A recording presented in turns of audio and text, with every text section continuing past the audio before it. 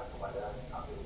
Jadi tidak perlu membawa pendukung. Ini bagian dari cara kami ikut mendorong penerapan protokol kesehatan dalam setiap kegiatan tahapan uji dan penelitian.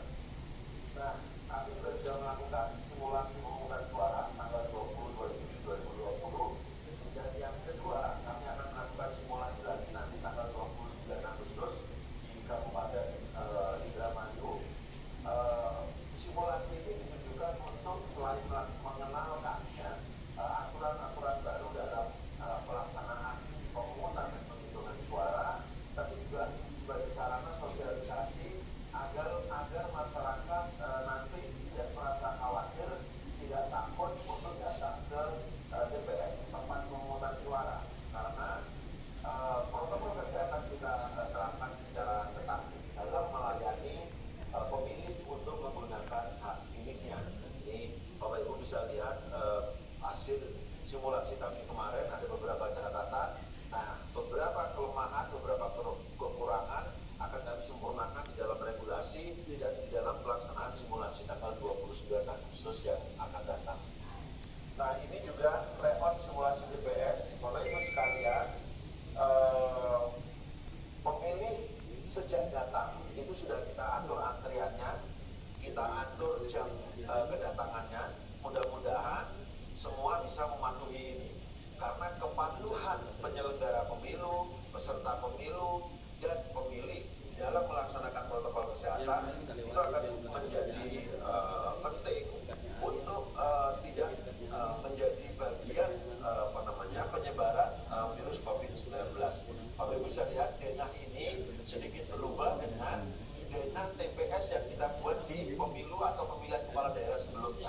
Jadi kalau Bapak Ibu lihat di kotak sebelah kanan atas itu ada bilik suara khusus.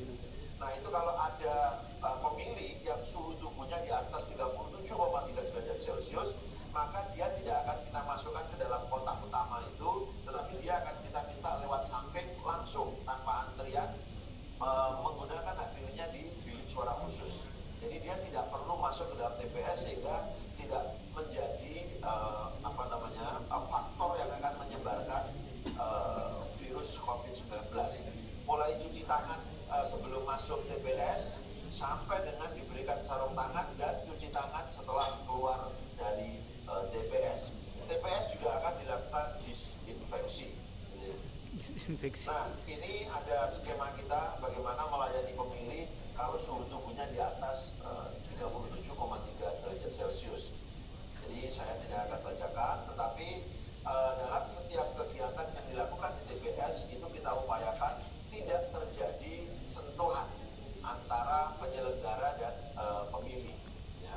Termasuk ketika pemilih harus diberi tanda dengan tinta, itu juga tidak kita lakukan dengan masing-masing pemilih biasanya mencelupkan salah satu jarinya ke botol tinta, tetapi nanti tinta akan kita berikan dalam bentuk tetes ke salah satu jari pemilihnya. Nah, ini kegiatan-kegiatan yang cara melaksanakannya itu dengan menerapkan protokol kesehatan yang ketat, mulai menyampaikan berkas, kegiatan bertatap muka, kegiatan yang harus bertemu dengan pemilih dan peserta pemilu, itu kita terapkan protokol kesehatan. Nah, Bapak Ibu sekalian, ada 12 hal baru yang akan diterapkan oleh KPU pada saat pemungutan suara 9 Desember 2020. Ya. Pertama, jumlah pemilih yang sebelumnya diatur oleh undang-undang maksimal 800, kita kurangi menjadi 500 pemilih. Kemudian kita mengatur jadwal kedatangan supaya pemilih tidak berkumpul dalam satu jam yang sama, ya. Misalnya durasi memilih diatur dalam undang-undang mulai pukul 7 sampai dengan pukul 1 siang.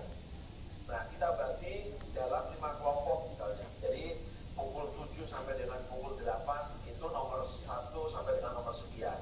Kemudian nomor berikutnya kita atur agar datang jam 8 sampai jam 9 dan seterusnya. Nah, pengalaman kami pada saat pemungutan suara kemarin simulasi itu ternyata pemilih tidak patuh, gitu ya. Jadi masih bergerumpul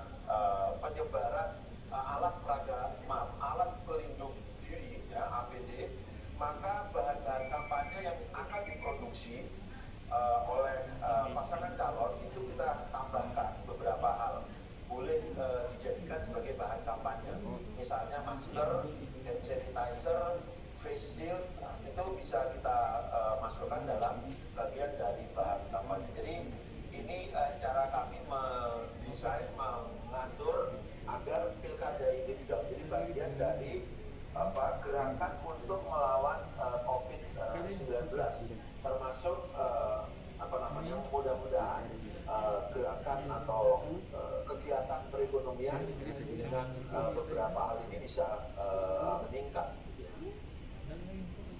Nah, ini yang saya sampaikan khusus terkait dengan rapat umum. Jadi rapat umum